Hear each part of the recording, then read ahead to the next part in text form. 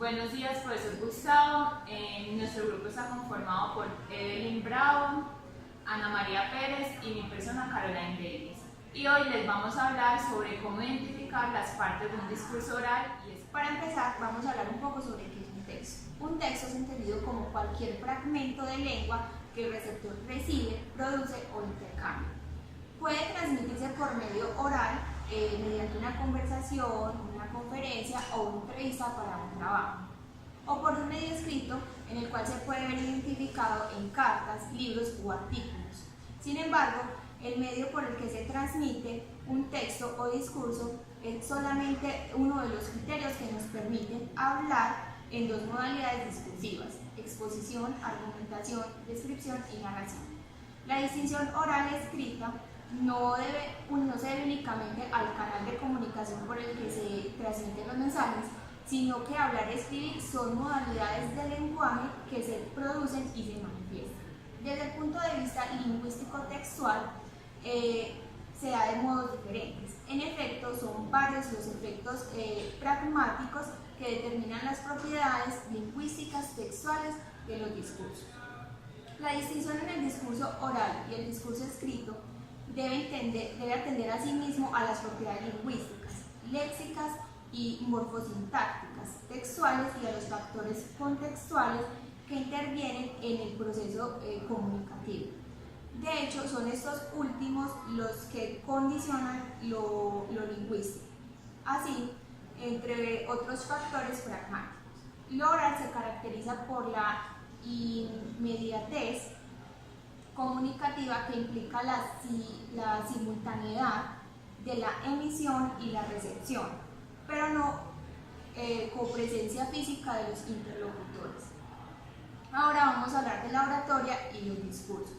El ejercicio de la retórica o el buen hablar es muy importante en el desarrollo de la comunicación. Cualquier persona debe hacer uso del ejercicio de la oratoria. Los componentes del discurso son... Bueno, entonces yo les voy a hablar de los componentes del discurso. Primero está el exordio. ¿Qué es el exordio? Es el principio, introducción o preámbulo de una obra literaria, especialmente la primera parte del discurso oratorio, la cual tiene por objeto excitar la atención y preparar el ánimo de los oyentes. También se refiere al preámbulo de un razonamiento o conversación familiar. Busca hacer al auditorio benévolo, atento y dócil. Su función es señalizar que el discurso comienza a atraer la atención del receptor, disipar animosidades, granjear simpatías, fijar el interés del receptor y establecer el tema, tesis u objetivo. Es necesario afectar modestia para capturar la simpatía del público y explotar su tendencia a identificarse con quien está en apuros o es débil. El otro tipo de componente es la exposición o narración. Se dice que es donde se deben presentar y resumir en forma lúcida, breve y verosímil el asunto de que se trata. Cumple entonces la función de presentar favorablemente la totalidad de los hechos de la causa, con el fin de obtener el éxito. Se trata también, hay que decirlo, de una exposición persuasiva, la que se formula. El otro tipo de componente es la argumentación. Se trata sin duda de la parte medular del discurso y que como tal se trata con ella de lograr hacer triunfar una determinada tesis, para lo cual habrá de efectuar las pruebas que correspondan a tal fin. El otro componente es la peroración. Es la parte más necesaria del discurso y donde el orador se empleaba a fondo para conseguir lo que pretendía. En algunas ocasiones, los oradores hacían un resumen o recuerdo somero de la argumentación.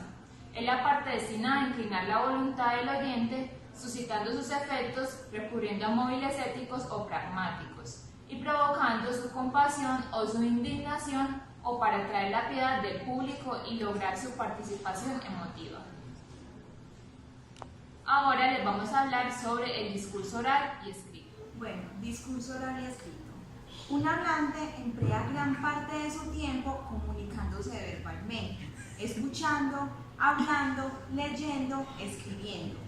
Pero la capacidad de comunicarse por escrito escrito es la menos usada, porque el sujeto no la aplica con frecuencia. Por esta razón, el arte de escribir es el que más se dificulta. La habilidad de producir discursos no llega a dominar todos los hablantes de una lengua, mientras que el habla se adquiere por simple hecho de nacer y convivir en una comunidad lingüística. En el discurso oral no solo se produce significación mediante el uso de palabras, sino también con el cambio de ritmo mediante las pausas de tono, velocidad, de gestos y de movimiento. El discurso escrito carece de contexto situacional, por lo tanto hay que crearlo lingüísticamente, pero no es más difícil comunicarse por escrito. La persona a quien va dirigido este discurso no está presente, por lo tanto no se beneficia de la gran ayuda que presta la entonación, las pausas y los gestos. El escribir está aislado de su lector en un espacio y por eso no tiene muchas de las ventajas que posee el discurso oral. El discurso oral se caracteriza por la posibilidad de reforzar el significado mediante comportamientos extralingüísticos. Por esto, soporta toda una carga semántica. Además, se corre el riesgo de ser interrumpido y perder las ideas y recomenzarlas con otras más efectivas o empezar el frecuente uso de muletillas. El discurso escrito no está sujeto a interrupciones. La única evidencia que se tiene el lector para captar la significación que quiere transmitir el autor será la lem fija que se encuentra en el papel, es decir, lo escrito. El discurso escrito tiene que estar mejor estructurado que el oral.